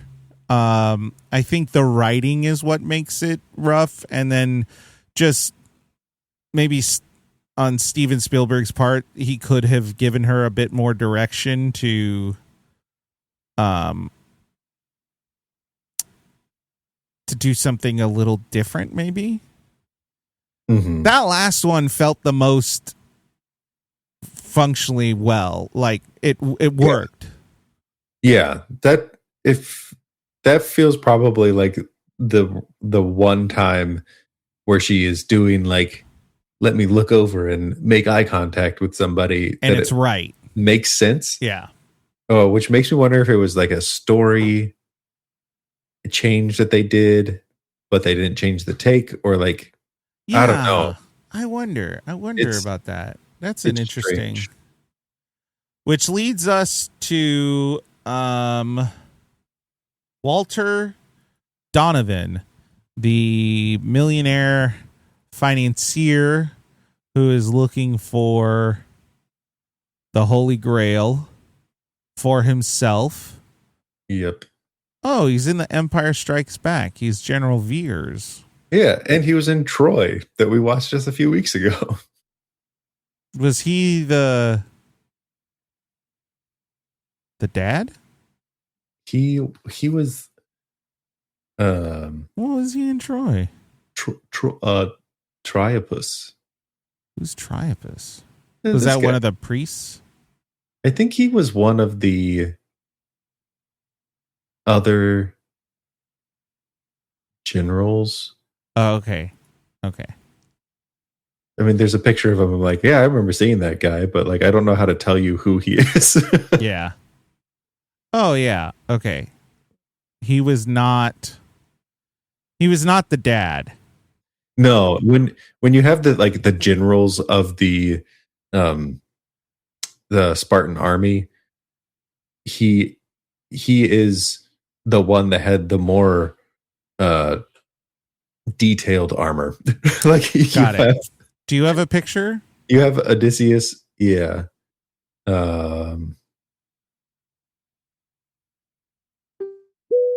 Here we go. So you have Sheen Bean. Oh, yeah. You Look at have them. this guy, but then this guy who's got super detailed armor. Yeah, it's like Egyptian. Yeah. That's our boy. Okay. What else is he in?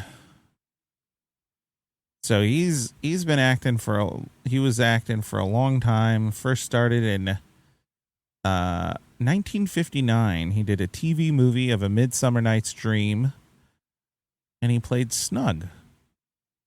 Nice. They all it's interesting. This movie really pulled on the, like, in the first movie, we found out that George Lucas really wanted to do like some James Bondy kind of stuff, and wasn't able to do it all. And in the second one, we get a little bit more of that character coming through. And in this one, they're like, okay, let's get a villain from a James Bond movie. Who's the villain of this movie? Let's get James Bond himself, and let's get a Bond girl. Yeah, he really, really wanted that Bond. Uh-huh. Oh. He's in Game of Thrones. I don't think we mentioned it, but he was in For Your Eyes Only. Oh, okay. As another Roger Moore Bond movie. Oh, wow. I just saw the photo from Empire Strikes Back. I know exactly who he was. Right there. Oh, yeah, that guy. Yeah, that guy. He gets some talking lines. He says a few things. He says a couple things. Anyway. All right. So he has a long storied career. I might be alone in this. He's a bad actor. There's something about how he talks. It just not a goddamn thing he says sounds believable. And I don't know why. So I'm going to play a scene. I think because of how I have the... Oh, maybe I can do it that way. Hold on. All right. Here's a clip. And I just want to hear the dialogue between Indy and Donovan because I don't know. Maybe I'm alone in this. So here we go. Literature, student, I don't get. Walter, you're neglecting your guests. Along in a moment, dear.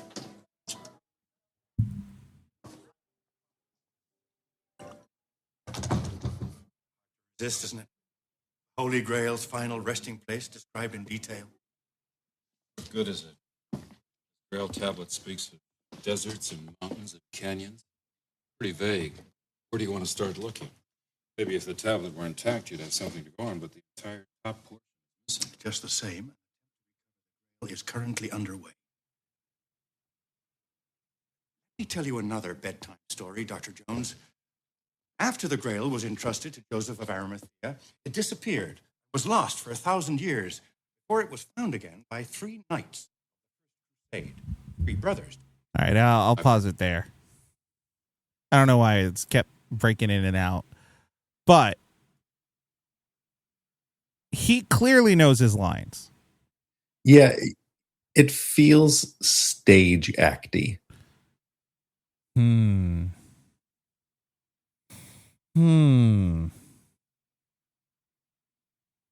Yeah. I get that.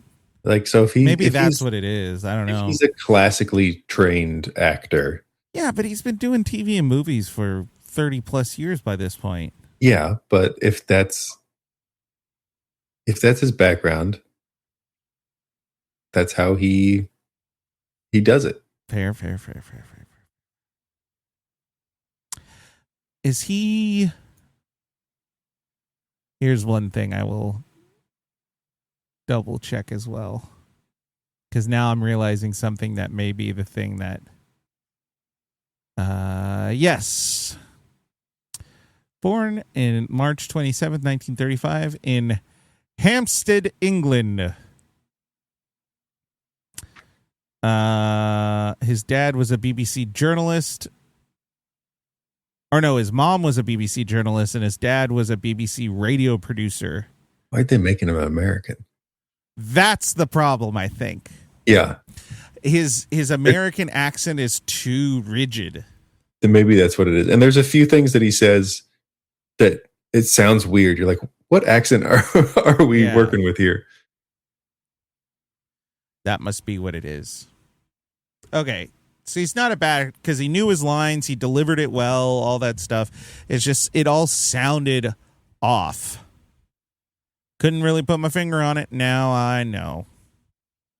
Now we know. I think that he is... I think he could be an excellent villain. But I think him being so standoffish kind of pulls some of the gravity of his villainness out.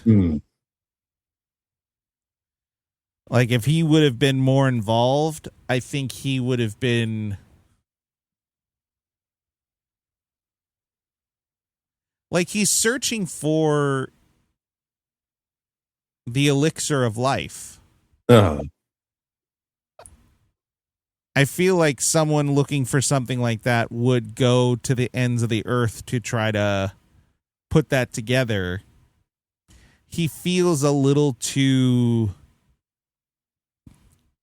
nonchalant about it. If that makes sense. Interesting.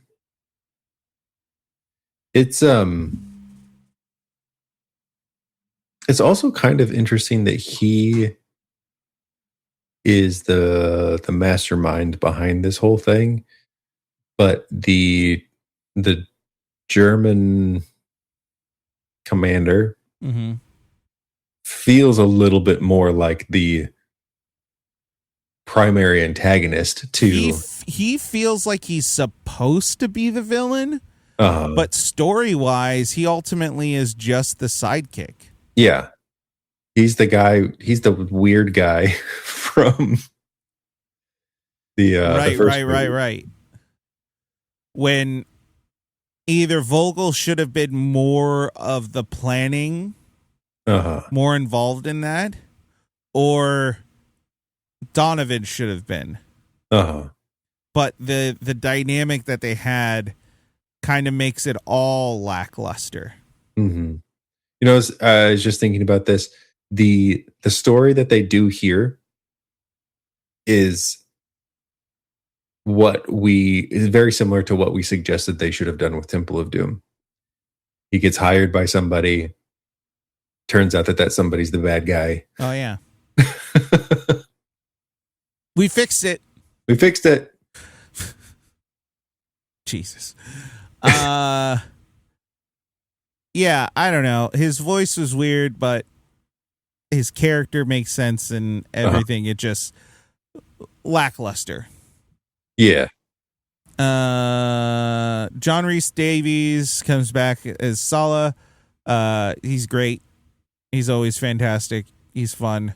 Denholm Elliott is Marcus Brody. We see Marcus in the first one, but he's a little small, second tertiary character. Yeah. This one he takes a little more upfront role. I like that he is just the butt of the joke. Yeah. That's great. He's good. He's great. And like I love how like Indy is like, oh, he's a master of disguise. He knows a million languages and blah blah blah blah. Like he's probably already got it by now. And then it cuts to him just being like, hello? Does anybody speak English? I like the papers, yes. Run. Yeah. I have them right here, and I'm going to show you them. It's going to be a great thing. Run. Did you say? Him just being so oblivious, and then I do like the callback of Lost in His Own Museum, huh? Uh-huh. Yeah. Yeah. Or there's also a great moment of like earlier, Indy gets in the argument with his dad, and then he grabs the gun and shoots all the Nazi soldiers. Oh, yeah. And his dad is like, "Look what you did!" Yeah. And then later, Henry does something, and Marcus is like, "Look what you did!" It's just this very, it's a good joke. Jeffrey Boam really understood how to structure a joke. And how to do callbacks. Yeah. That was something that the other films, the setups and the punchlines were never smooth. The path didn't make sense. This one, each setup had a perfect punchline and then would have a callback. Yeah. Good. Great. Here's my note on this. Everything that's funny in this film has nothing to do with Steven Spielberg. True. So I still stand by my assessment that Steven Spielberg doesn't know how to make a comedy.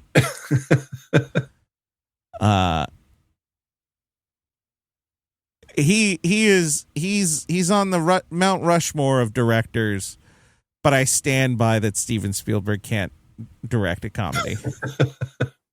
But you put in a good writer, his movies can be funny. Yes. Agreed. Michael Byrne plays Vogel, which is the main Nazi guy. He's great. He's creepy. Yeah. Not more to say. Nope. River Phoenix plays young Indy. I thought that was a fun little flashback. Yeah. It gives us the backstory on the fedora and kind of how he becomes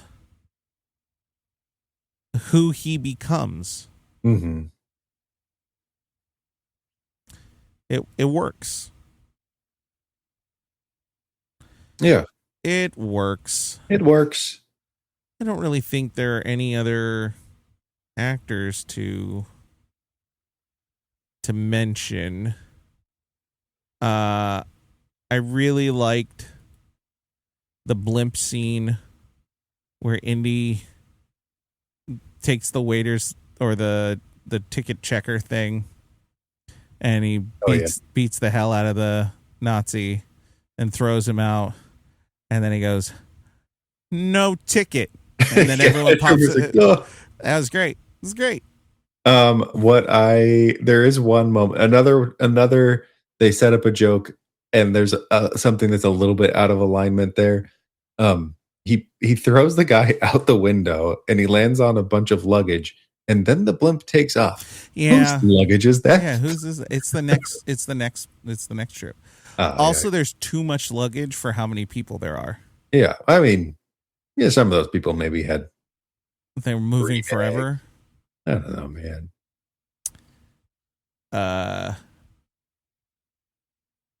I do like the Indy. We named the dog. His name is Junior. Henry Jones Jr. Indy. We named the dog Indiana. He's like, I really like that dog. I have really fond memories of that dog. Yeah.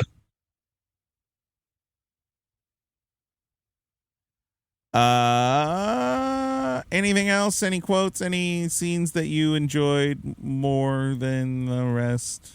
Oh, there's 50 quotes. I want to see what's the most like downvoted or controversial quote. We haven't done one of those in a while. Okay. So the one at the very bottom, which there's a lot of one votes. Elsa, we have no time to lose. Indiana Jones and his father have escaped. Nice. Let's see. Is there one that has like? I didn't. When Marcus is wandering through the the streets and people are like trying to sell him stuff, and he keeps being like, no, I'm a vegetarian. No, thank you. No, thank you. A street vendor says water, and he says, no, thank you, sir. No, thank you, sir. No, fish make love in it. He says that? I did not hear that. No, he doesn't. He does not say that. Uh-huh. That's too stupid. All right. Let's see. Where is that? That's ridiculous. I cannot fathom that. Okay, so he gets captured. Captured. Oh, there he is.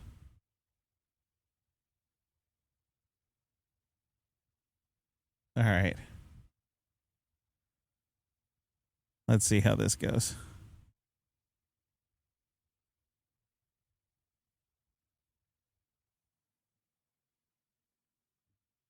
Does anyone here speak English? Or even ancient Greek? Water, no, thank you, sir. Fish make love in it. Thank you so much.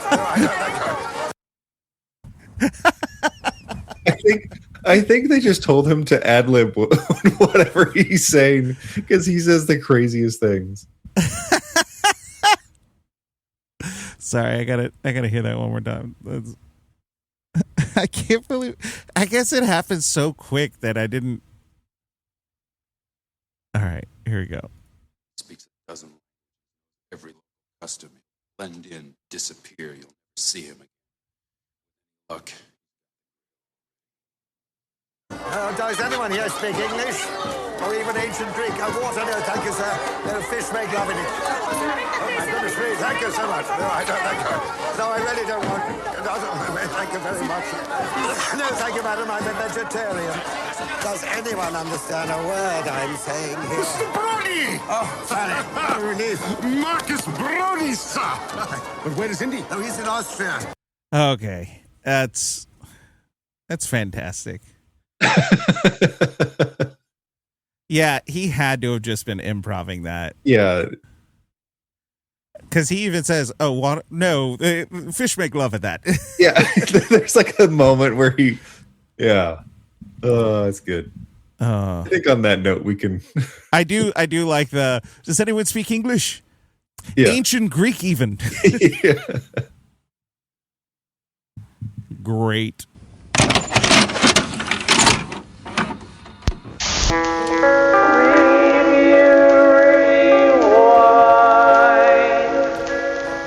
Alrighty. Metacritic, 65%. Rotten Tomatoes, 84%. Rotten Tomato audience, 94%. IMDb audience, 8.2. Kind of all over the place. Yeah, this one's one of the odd ones. So go ahead on the positive note. The San Francisco Chronicle gave it a 100. It's a beautiful machine, thought out and revved up to the last detail, with no other purpose but to delight. And it delights. It's the only reason I hate these reviews is because it feels like kiss ass. Like it just, Yeah. It's not like Steven Spielberg's gonna write you and be like, San Francisco Chronicles, thank you so much. Thank you. The Washington Post gave it a 40. The first of Spielberg's films that makes us feel heavy in our seats. The first to leave us sitting, passive, and uninvolved on the outside. Watching it, you feel that nearly anyone could have directed it. This felt very Spielberg. It feels Spielberg, but it also... The dialogue is way outside of Spielberg's normal. Yeah, but it does... I would say this one does feel a little bit more... I mean, we are we are getting a little bit more of that James Bondy influence to it. Like this feels like a James Bond movie in certain scenes. And so I could see how this is like, it just kind of feels like the other action movies that have been happening. And I will give you, I will give you that it does have less of the Spielberg visual moments. Yeah. Spielberg likes visual moments. This has a few, but not the amount that it normally does. Like, think of like Jurassic Park, which is just a few years later. There are so many perfect shots. Yeah. This has a bit more generic kind of screenshot moments. But what carries it is the script. Yeah. And so the reason I have 2 is because the lowest one was a 20 from the Chicago Reader, mechanical, soulless. And that's it. Which is fitting, given that the 100 says it's a beautiful machine. Yeah. All righty.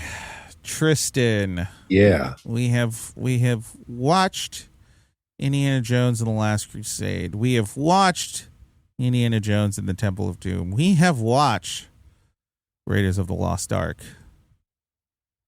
Raiders, A-. Temple, D. Last Crusade. Last Crusade. I have been feeling, and I don't think this feeling has changed, is I feel like it lands in a B. Yeah, that's what I was going to give it. I was going to give it just a flat B. I was thinking my thought was that you may have given it a B-. And I was like, I could be convinced that way. Or no, sorry, a B+. A B+. And I was like, I could be convinced to give it more. But where I sat, where I felt it was like, this is where it should be, is just B. Yeah. No, I think that doesn't quite have enough to bump it into that B+.